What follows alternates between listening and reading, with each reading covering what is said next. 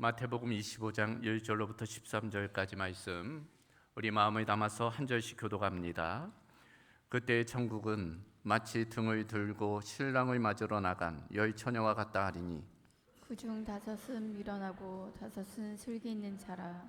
미련한 자들은 등을 가지되 기름을 가지지 아니하고 슬기 있는 자들은 그릇에 기름을 담아 등과 함께 가져갔더니 신랑이 더디오므로 다 졸며 잘세. 밤중에 소리가 나되 보라 신랑이로다 맞으러 나오라 하매 이에 그 처녀들이 다 일어나 등을 준비할세. 미련한 자들이 슬기 있는 자들에게 이르되 우리 등불이 꺼져가니 너희 기름을 좀 나눠달라 하거늘 슬기 있는 자들이 대답하여 이르되 우리와 너희가 쓰기에 다 부족할까 하노니 차라리 파는 자들에게 가서 너희 쓸 것을 사라 하니 그들이 사러 간 사이에 신랑이 오므로 준비하였던 자들은 함께 혼인잔치에 들어가고 문은 닫힌지라. 그 후에 남은 처녀들이 와서 이르되 주여 주여 우리에게 열어주소서.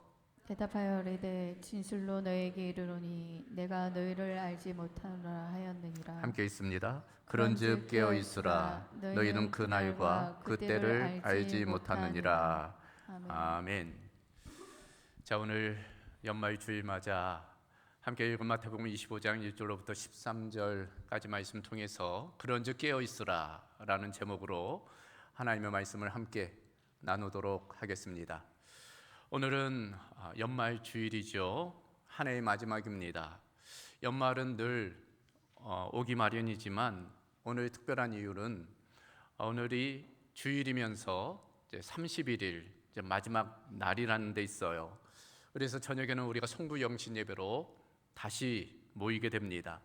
이와 같이 주일과 마지막 날이 겹치는 것이 종종 있는 거죠. 살펴보니까 6년 전에도 그랬더라고요. 6년 전에도 2017년에도 이제 31일이 주일이었던 것을 기억합니다. 자, 연말이 되면 또 연시가 되면 이제 많은 모임과 행사가 있어요. 그래서 분주하게 지나가게 됩니다. 저도 마찬가지예요. 연말이 되니까 또 성탄 어간부터 계속적으로 이제 모임들이 있고 행사가 있고 또 설교는 얼마나 많은지 돌아서면 설교고 또 돌아서면 설교고 이제 끊이지가 않아요. 이렇게 분주하게 보내다 보면 이제 모임이 많다 보면 이제 들뜨기 쉽고 또 그러다 보면 무의미하게 이제 그 시간을 보낼 수도 있습니다. 하지만 한 해를 마무리하는 시점에 그저 무의미하게 보낸다는 것은 이제 옳지 않은 거죠. 오히려 의미 있게 차분하게 한 해를 돌아보며 이 시간을 이제 보내야 할 것입니다. 그런 측면에서 오늘 연말 이제 한 해의 마지막 날을 맞아서 어찌 보면 조금 무거운 주제이기는 하지만 이제 종말이라는 주제로 함께 말씀을 좀 나누려고 합니다. 이 종말이라는 단어 마칠종 끝 말자를 쓰죠. 그러니까 어떤 마침, 마지막, 이제 끝을 의미합니다. 그리고 시작이 있으면 마침이 있어요. 아침이 있으면 저녁이 있고 봄이 있으면 겨울이 있으며 또 1월 1일이 있으면 12월 31일이 있고 출생이 있으면 이제 죽음이 있습니다. 그래서 우리는 사는 중에 크게 두 가지 종말을 이제 맞이하게 됩니다. 하나는 우주적인 종말이죠. 예수 그리스도의 재림을 통해서 이제 완성되게 됩니다. 반면 우주적인 종말이 아니더라도 누구나 또 다른 차원의 종말, 즉 개인적인 종말, 이제 죽음을 맞이하게 돼요. 사는 중에 두 가지 중에 하나를 먼저 우리는 경험하게 될 것입니다. 그런 측면에서 이 종말은 우리가 외면하며 살기는 하지만 언제나 그림자처럼 우리 주변을 서성이고 있는 것을 우리가 아는 거예요. 그래서 전도서 7장 4절을 보면 지혜자의 마음은 초상집에 있으되 우매한 자의 마음은 혼인집에 있다 이야기하고 있어요. 그러니까 지혜롭다는 것은 자신의 죽음을 늘 기억하며 산다는 데 있다는 것입니다. 그래서 허투루 살지 아니하고 매일을 종말을 대비하며 사는 것이 이제 지혜로운 삶이다 라고 일깨워주고 있습니다. 오늘 말씀도 지혜자 곧 슬기로운 자와 우매한 자, 곧 미련한 자를 이제 비교해 주고 있어요. 오늘 말씀 소위 종말장이죠. 우리는 마태복음 24장과 25장을 가리켜 이제 종말장이라고 부릅니다. 마태복음 24장은 예수님께서 이제 서술 형태로 종말에 일어날 일들을 말씀해 주셨고, 마태복음 25장은 예수님께서 비유 형태로 이제 종말에 있을 일들을 또 말씀해 주셨습니다.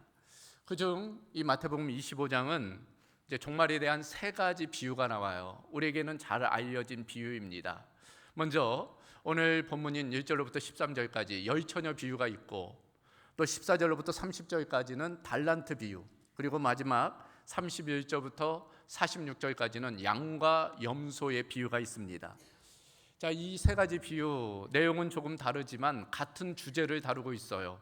종말이라는 주제입니다. 그 종말에 대해서 다양한 이제 접근을 하는 거예요.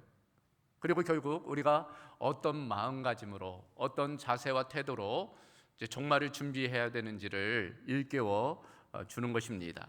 그 중에 오늘 우리는 이제 열처녀 비유를 함께 살펴보는 것입니다. 자, 이 내용을 좀 더 우리가 이해하기 위해서는 유대인들의 결혼 풍습을 좀 알 필요가 있어요. 우리하고 좀 닮은 것 같아요. 유대인의 결혼 풍습은 3단계로 진행됩니다. 먼저 정혼의 단계, 다음 약혼의 단계, 마지막 결혼식의 단계입니다. 정혼의 단계 출발점이죠. 양가 아버지가 모여서 이제 결정을 하는 거예요. 그래서 당신의 아들을 주세요. 나는 우리 딸을 당신에게 주겠습니다. 그래서 양가 아버님이 이제 자녀들의 결혼을 결정을 하는 거죠. 그리고 나서 이제 당사자들, 이제 신랑과 신부가 모이는 거예요. 신부 집에서 모입니다. 서약을 하고 이제 신랑이 그 신부에게 이제 약혼 예물을 전달을 하게 돼요. 그리고 약 1년 정도 지난 연후 비로소 결혼식, 이제 혼인 예식이 진행이 됩니다. 어떻게 진행되는가 하면 이제 신랑이 신부를 데려오기 위해서 신부 집에 찾아가는 거예요. 그리고 신부 집에서 그 신부를 데리고 이제 자기 집으로 데려오는 것입니다. 뭐 가두 행렬도 하고 아주 대단하게 잔치가 벌어져요. 그때 이 신부의 친구들, 이제 들러리들이죠. 그들이 이제 신랑을 맞이하는 이제 그런 풍습이 있어요. 자, 바로 그런 유대의 이제 풍습을 예수님께서 비유로 들며 지금 종말에 관해서 이제 교훈해주고 있는 거지요. 그래서 그들이 이제 쉽게 이해할 수 있도록 모두가 잘 알고 있는 그 내용을 이야기하는 것입니다. 자, 직접 본문으로 들어가 보면 1절 이렇게 시작하죠. 그때의 천국은, 그때 바로 곧 주의 재림, 종말을 의미합니다. 그때의 천국 곧 하나님의 나라는 마치 등을 들고 신랑을 맞으러 나간 열처녀와 같다라고 말씀하고 있어요. 그런데 이 열처녀는 두 종류로 나뉘어진다는 거예요. 바로 미련한 처녀와 슬기로운 처녀, 그렇게 나뉘어진다는 것입니다. 그 기준이 무엇일까? 외모일까? 지식일까? 가문일까? 그렇지 않다는 거예요. 그 나누는 기준은 미련한 다섯 처녀는 등은 준비되어 있지만 여분의 기름이 준비되지 않았다는 거예요. 반면 슬기로운 다섯 처녀는 등과 함께 여분의 기름이 충분히 준비되어 있었다는 것입니다. 문제는 신랑이 더디 오게 되었다는 거예요. 그러니까 본인들이 예상한 어떤 시점이 있는데 그때보다 훨씬 늦게 이제 신랑이 오는 거죠. 실제로 유대 관습에 따르면 이 결혼식은 해 지면서부터 시작이 된다고 그래요. 그러나 신랑이 언제 올지는 정해지지 않았다는 것입니다. 신랑 맘이라는 거예요. 그래서 뭐 초저녁부터 올 수 있고, 뭐 한밤중에 올 수도 있고, 뭐 해 뜨기 전에 올 수도 있고, 그건 신랑 맘이랍니다. 그래서 이 슬기로운 처녀들이나 미련한 처녀들이나 이제 지친 나머지 졸기 시작했다는 거예요. 자, 여기서 질문이 하나 있어요. 왜 신랑이 더디 오는 것일까? 우리식으로 말하면 왜 주님의 재림이 더딘 것일까? 여러분 왜 그렇다고 생각하세요? 성경에 그 이유가 나와 있지 않아요. 사실 주님께서 2000년 전에 승천하시면서 다시 오시겠다 말씀하셨잖아요. 벌써 2000년이나 지나가고 있는데 왜 예수님은 다시 오시지 않는 것일까? 까먹으신 것일까? 바쁜 것일까? 우리는 알 수 없지만, 그러나 이제 성경을 통해서 몇 가지 우리가 유추할 수 있는 것이 있어요. 이를테면 이제 예수님의 말씀입니다. 마태복음 24장 14절에 예수님이 이렇게 말씀하셨잖아요. 이 천국 복음이 모든 민족에게 증언되기 위하여 온 세상에 전파되리니 그제야 끝이 오리라. 그러니까 복음이 땅 끝까지 전해질 때 이제 그때 주님께서 다시 오신다는 말씀이에요. 그러니까 아직도 전해지지 않은 나라, 전해지지 않은 민족들이 남아 있는 거죠. 그러니까 그때까지 주님께서 아직 보류하고 계시다는 의미이고, 베드로후서 3장 9절에는 또 이렇게 되어져 있잖아요. 주의 약속은 어떤 이들이 더디다고 생각하는 것 같이 더딘 것이 아니라 오직 주께서는 너희를 대하여 오래 참으사 아무도 멸망하지 아니하고 다 회개하기에 이르기를 원하시느니라. 그러니까 주님께서 다시 오시면 이제는 기회가 없는 거잖아요. 돌이킬 기회가 없단 말이죠. 회개할 기회가 없는 거예요. 그때는 그대로 종말이기 때문이에요. 그러기 전에 우리가 돌아오기를 기다리고 있다는 거예요. 이거 종합해 보면 문제는 주님께 있는 게 아니고, 주님이 더디에 오시는 이유가 그 원인이 주님께 있는 것이 아니고 누구에게 있어요? 우리에게 있는 거예요. 아직 복음이 다 전해지지 않았고 또 우리 안에 회개해야 될 사람들이 많이 남아있기 때문에 주님께서 우리를 모두 구원해 주시기 위해 더디 오시고 계시다. 그렇게 해석해 볼 수 있습니다. 그러나 분명한 것은 베드로후서 3장 10절에 이렇게 되어져 있죠.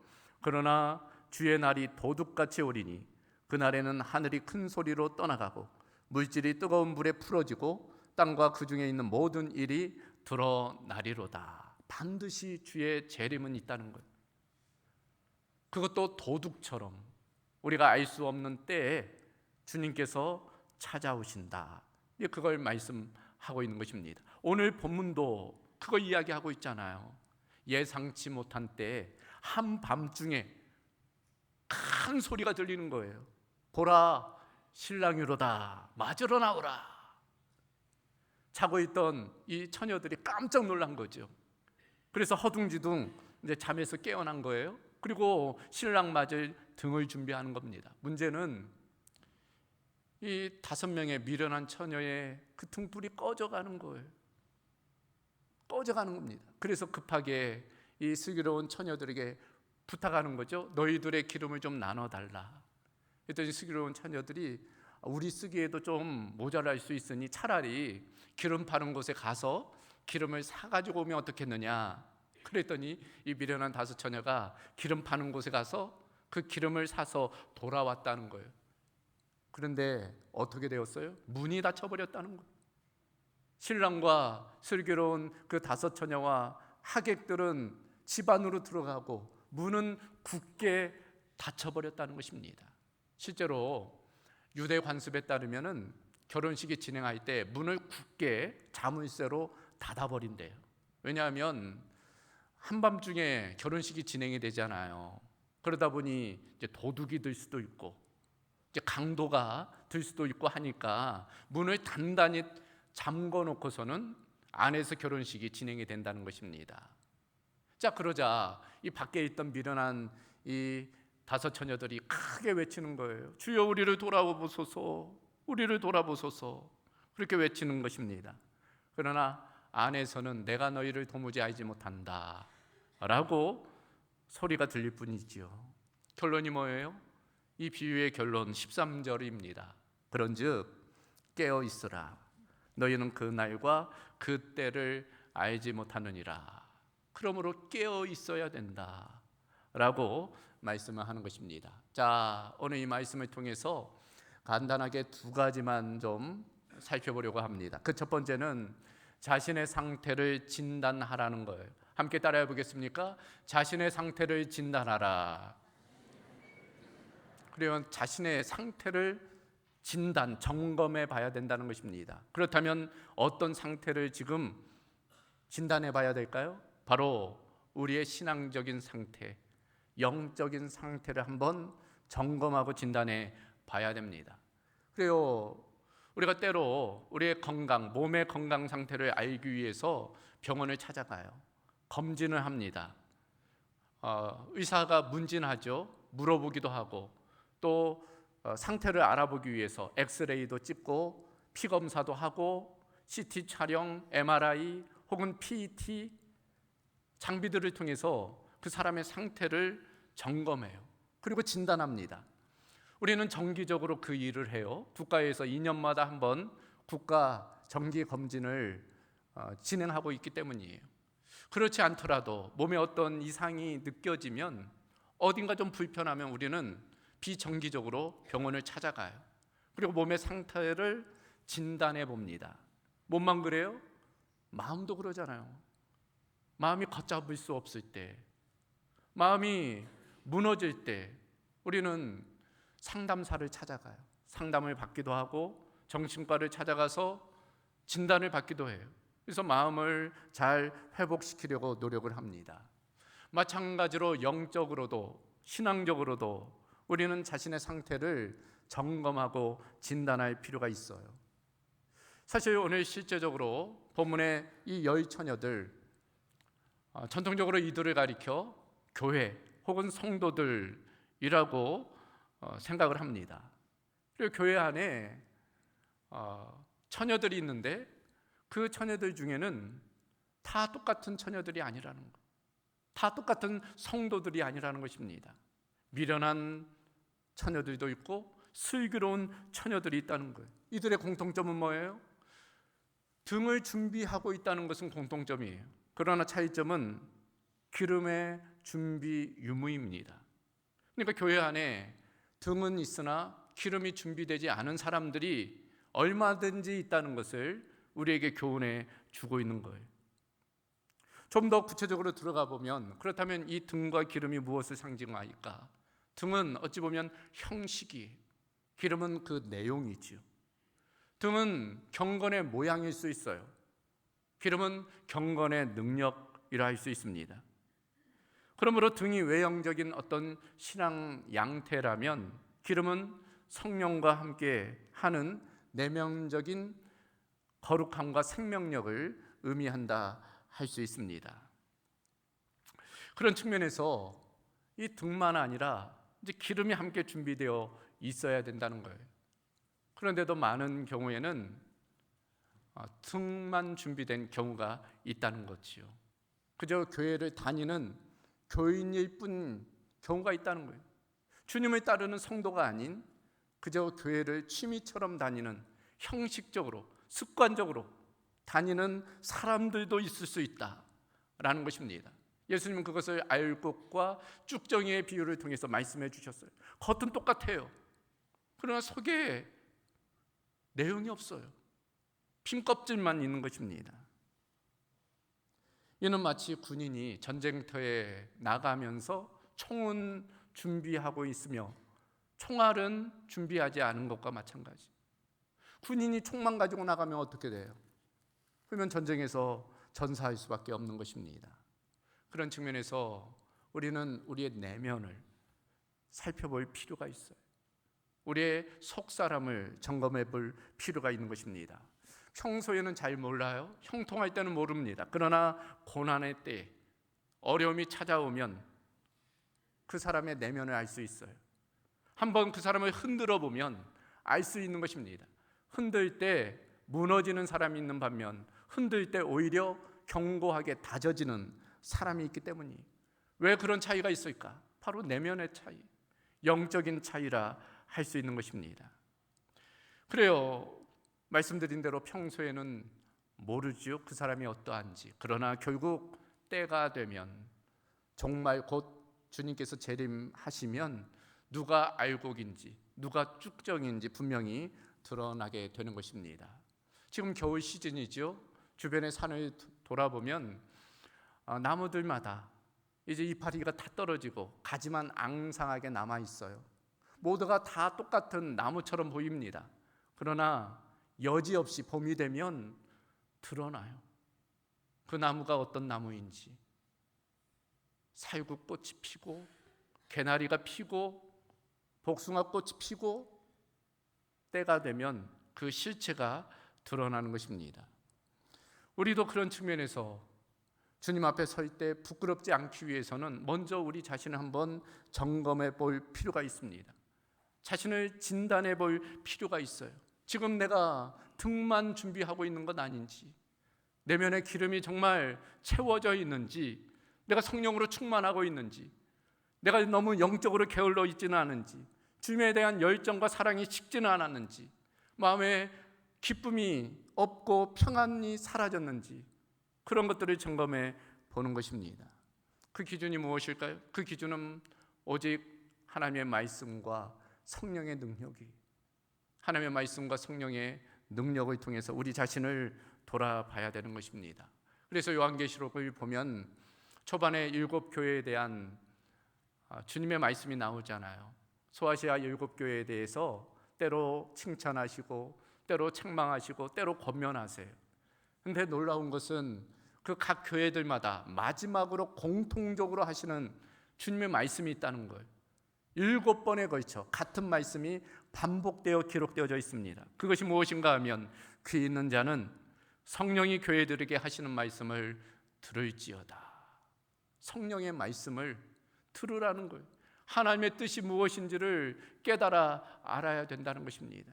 그저 내 뜻, 내 생각대로 살아가지 아니하고 마음에 나로 그냥 가득 차서 살아가지 말고 그 마음 가운데 하나님의 말씀이 성령으로 충만해서 살아가야 된다는 것입니다. 오늘 본문이 그것을 우리에게 보여주고 있어요. 오늘 본문에 미련한 5 처녀들, 주님이 신랑이 이때쯤 오겠거니 하고 그만큼의 기름만 준비하고 있었어요. 자기가 기준이었습니다. 이 정도면 괜찮겠지, 이 정도면 충분하지. 그러나 주님은, 신랑은 그게 아니었어요. 신랑의 기준은 다른 것이었습니다. 내가 결정하는 것이 아니라 주님이 결정하는 거지요. 나에게 주님을 맞추라고 하는 것이 아니라 주님께 내가 맞춰야 되는 거예요. 그러므로 아직도 내가 주인된 삶을 살고 있다면 기름이 준비되지 않은 거예요. 내 안에 주님이 나를 주관하시는 그런 성령 충만한 삶을 살아가야 할 것입니다. 첫 번째, 자신을 점검해 보는 거예요. 자신의 상태를 점검하는 것입니다. 두 번째는 자신의 미래를 준비하라는 것입니다. 한번 따라해 보겠습니까? 자신의 미래를 준비하라. 그래요. 자신의 상태를 진단하고 점검해 본 다음 어떻게 해야 될까요? 그 결과에 따라서 적절한 조치가 필요해요. 그래요. 병원에 가서 이모저모 검사해 봤더니 이 문제 저 문제가 나오면 어떻게 합니까? 그에 맞춰서 약을 처방받아 복용하든지 시술을 하든지 혹은 심하면 수술도 받아야 돼요. 그래야지 살아남게 되는 것입니다. 뻔히 무엇이 문제인지 알면서 무시하거나 방치하면 문제는 더 심화돼요. 생명을 잃게 돼요. 혹은 잘못된 방법으로 그 문제를 다루어서도 안 됩니다. 소위 민간요법이 있잖아요. 이렇게 해보니 되더라, 저렇게 해보니 되더라. 그래서는 안 됩니다. 오히려 시간만 까먹게 되고 기회를 놓치게 돼요. 어떻게 해야 될까? 바르게 변화돼야 됩니다. 결단해야 돼요. 그리고 미래를 준비해야 됩니다. 오늘 본문에서 이 슬기로움과 미련함의 차이가 바로 거기에 있어요. 미래에 대한 준비성입니다. 지력도 아니고 학력도 아니고 미모도 아니고 가문도 아니고 미련함과 슬기로움의 그 기준은 준비성에 있어요. 그래서 준비한다는 것이 중요합니다. 오죽하면 그런 말이 있겠어요. 준비를 실패하면 실패를 준비하는 것이다. 미래를 준비할 때만 실패하지 않을 수 있다는 거예요. 여러분, 호모 프로스펙투스라는 책이 있어요. 전망하는 인간입니다. 긍정심리학으로 유명한 마틴 셀리그먼이 여러 명의 심리학자들과 공저한 책인데요. 여기 보면 인간의 독특성 중에 하나를 미래에 대한 전망에 두고 있어요. 그러니까 여타의 동물과 인간의 차별성이 무엇인가? 미래를 전망할 수 있다는 거예요. 그리고 그 전망에 따라 준비한다는 것입니다. 현재를 준비한다는 거예요. 실제로 여러분, 동물은 창조 때나 지금이나 똑같아요. 본능으로 살아갑니다. 미래에 대한 전망, 그에 따른 준비가 없기 때문이에요. 그러나 우리 인간은 달라요. 우리 인간은 다릅니다. 그래서 문명이 발전하고 문화가 발전하는 거예요. 미래를 내다보는 거예요. 그리고 현재 무엇을 준비해야 되는지를 아는 것입니다. 그리고 최선으로 준비해 나가는 것입니다. 우리도 마찬가지예요. 우리는 우리의 미래를 준비해야 돼요. 더 나아가서 우리는 영원을 준비해야 됩니다. 어떻게 준비해야 될까? 간단히 두 가지를 보겠습니다. 지금 준비해야 된다는 것. 바로 지금 준비해야 된다는 것입니다. 여러분, 오늘 본문 속 이 미련한 다섯 처녀, 슬기로운 다섯 처녀를 언급할 때 사용되는 단어의 시제가 있어요. 동사의 시제가 있습니다. 그것은 우리나라 시제에는 없는 미완료 과거 시제입니다. 이 이스라엘 히브리어에만 나오는 시제인데, 이것이 어떤 개념인가 하면 단순히 한 번이 아니라 반복되는 것을 의미하는 거예요. 그러니까 무엇인가 하면은 이 미련한 다섯 처녀는 계속적으로 미련했다는 거예요. 지금만 미련한 것이 아니라 계속적으로 미련하게 살아왔다는 거예요. 반면 이 슬기로운 다섯 처녀도 한 번만 아니라 계속적으로 슬기롭게 살아왔다는 것입니다. 그래요. 우리가 평소에 어떻게 살아가느냐에 따라 우리의 미래가 결정돼요. 실제로 오늘의 나는 어제의 나의 결과잖아요. 내일의 나는 오늘의 나의 결과입니다. 어제의 나와 오늘의 나, 내일의 나가 서로 다른 게 아니에요. 서로 연결이 되는 겁니다. 연속되는 거예요. 그래서 지금이 중요해요. 지금의 내가 어떻게 살아가고 어떻게 준비하느냐가 중요합니다. 그래서 고린도후서 6장 2절을 보면 보라, 지금은 은혜 받을 만한 때요. 보라, 지금은 구원의 날이로다. 다른 때가 아니라 바로 지금 여기에서 우리가 준비하고 변화되어야 된다는 것입니다. 두 번째로 자신이 준비해야 된다는 것. 다른 사람이 대신해 줄 수 없다는 것입니다. 바로 자신이.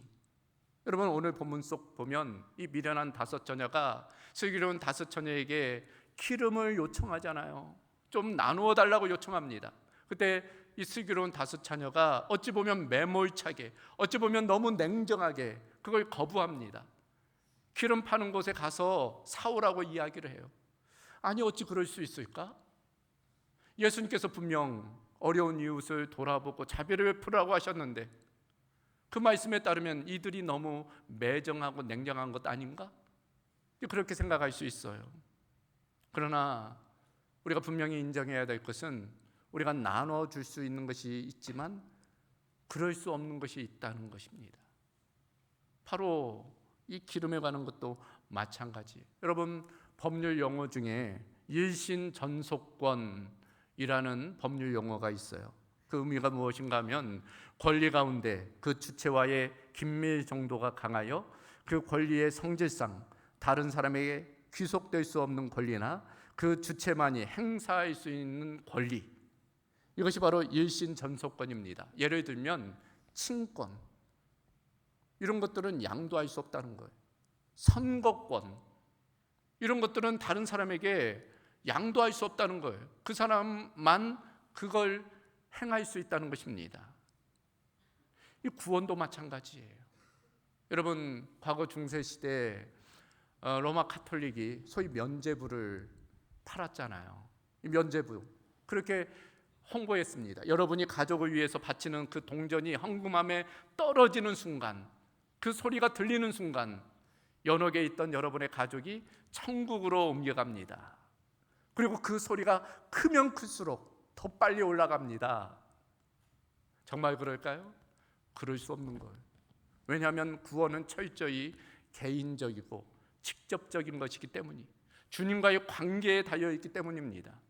오직 예수 그리스도를 구주로 믿고 영접할 때만이 구원받을 수 있기 때문이에요. 그래서 그런 말 하잖아요. 하나님은 손자가 없다. 하나님은 아들만 있다. 그러니까 부모가 잘 믿는다고 해서 그 자녀가 구원받는 게 아니라는 거예요. 남편이 혹은 아내가 잘 믿는다고 해서 그 배우자가 구원받는 게 아니에요. 오직 자신의 믿음으로 구원을 받는 것입니다. 친구 따라 강남 간다고 하지만 친구 따라 갈 수 없는 곳이 있어요. 천국입니다. 오직 자신의 믿음을 통해서만 갈 수 있어요. 그래서 요한복음 11장 12절 이하를 보면 영접하는 자, 곧 그의 이름을 믿는 자들에게는 하나님의 자녀가 되는 권세를 주셨으니 이는 혈통으로나 육종으로나 사람의 뜻으로 나지 아니하고 오직 하나님께로부터 난 자들이니라. 오직 예수 그리스도를 영접할 때, 자신이 영접할 때 하나님의 자녀가 됨을 우리에게 말씀해 주고 있는 것입니다. 자신의 기름은 자신이 채워야 돼. 그런 측면에서 우리가 나 자신을 돌아보고 혹시 내가 기름이 없는지 돌아보고 기회가 있을 때 미리 준비하는 그런 은혜가 있어야 될 줄로 믿습니다. 연말을 맞아 다시금 우리 자신을 돌아보는 저와 여러분 되기를 주님의 이름으로 소망합니다. 말씀을 정리합니다. 연말 되면 우리가 한 해를 늘 돌아보며 반성하죠. 문제는 늘 똑같은 것들에 대해서 후회하고 반성한다는 것. 그것이 우리의 문제입니다. 그건 실수가 아니에요. 습관입니다. 언제까지 똑같은 문제로 우리가 반성해야 됩니까? 이제는 변화되어야 돼. 어떻게? 우리 자신을 점검해 보는 것. 이 변화될 것들이 있다면은 지금 여기에서 내가 변화를 시작하는 것입니다. 다른 때도 아니고 연말에는 우리가 다시금 변화할 기회가 되기 때문입니다. 너무 지나친 비약일 수 있지만 우리는 매일 종말을 맞아요. 아침에 시작해서 밤에 잠자리를 들 때, 혹은 주일로부터 시작해서 주말을 맞을 때, 1월부터 시작해서 12월 연말을 맞을 때 우리는 종말을 맞습니다. 결국 우리는 출생을 통해 이제 죽음을 통해 이제 종말을 맞이하게 됩니다. 서두에서 말씀드린 것처럼 우주적 종말이든 개인적 종말이든 누구든 둘 중에 하나를 사는 중에 경험하게 돼요. 누구나 맞는 종말이지만 그 내용은 다를 수 있어요. 오늘 본문과 같이 슬기로운 처녀들과 같이 기쁨으로 그 종말을 맞이할 수도 있고 그렇지 않을 수도 있는 것입니다. 그러므로 오늘 주님 우리에게 말씀하시는 거예요. 그런즉 깨어 있으라는 거예요. 깨어 준비하라는 것입니다. 깨어 대비하라는 거예요. 그런 측면에서 주님 오실 때까지 우리가 깨어 준비되어 있는 믿음의 성도들 되어야 할 줄로 믿습니다. 그런 은혜와 결단이 우리 모두 가운데 있기를 주님의 이름으로 소망합니다. 하나님 감사합니다. 오늘 12월 31일 마지막 날 연말 주일을 맞아 그간 베푸신 은혜를 기억하며 또 감사로 하나님께 나아가게 하시니 참으로 감사합니다. 특별히 오늘 종말이라는 주제로 함께 말씀을 나누었는데 주님 다시 오실 때 우리가 부끄러운 모습으로 서지 않게 하여 주시고 우리가 준비된 모습으로 기름을 준비한 모습으로 주님 앞에 또 기쁨으로 나아갈 수 있도록 주님 역사하여 주시옵소서. 모든 것 주께 의탁하오며 우리 주 예수 그리스도의 이름으로 기도하옵나이다. 아멘.